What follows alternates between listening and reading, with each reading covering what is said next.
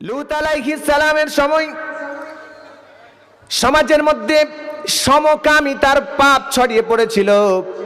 সমকামিতা এটা এখন বর্তমান সমাজে বহুল পরিচিত একটা কিওয়ার্ড।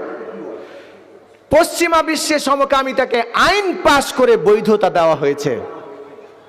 বাংলাদেশেও সমকামিতার কয়েকটা ছিটে ফোটা নমুনা আমরা দেখেছি। সমকামিতার অর্থ হচ্ছে নারী নারীর প্রতি আসক্ত হওয়া, পুরুষ পুরুষের প্রতি আসক্ত হওয়া।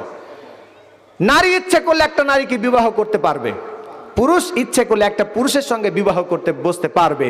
এটা আইন পাশ করে পশ্চিমা বিশ্বে এটাকে বৈধতা দেওয়া হয়েছে, অথচ ইসলাম এটাকে হারাম করা হয়েছে। লূত আলাইহিস সালামের সময় সমকামিতার ব্যাপক ছড়াছড়ি হয়েছিল। তারা নারীর চাইতে পুরুষের প্রতি বেশি আসক্ত ছিল।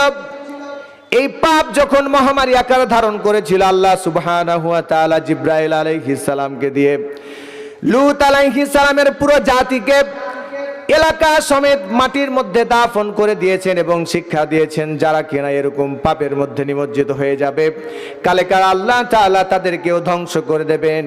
এখান থেকে আমাদের শিক্ষা গ্রহণ করতে হবে।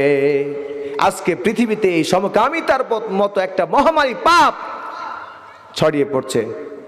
সম্মানিত হাজিরিন, বর্তমান শিক্ষা ব্যবস্থায়ও সমাজ বিজ্ঞান বইগুলো যদি আপনি দেখেন, ষষ্ঠ সপ্তম শ্রেণীর সমকামিতাকে, নারী পুরুষের অবাধ মেলামেশাকে প্রমোট করা হয়েছে।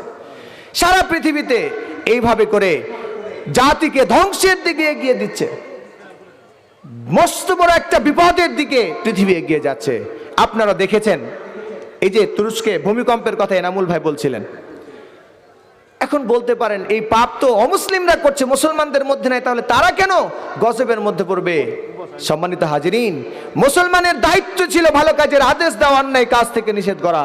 কিন্তু আজকে মুসলমানরা ভালো কাজের আদেশ এবং অন্যায় কাজ থেকে দূরে সরে যাওয়ার কারণেই মূলত আজকে এই মহামারী মুসলমানদেরকে আগে গ্রাস করছে।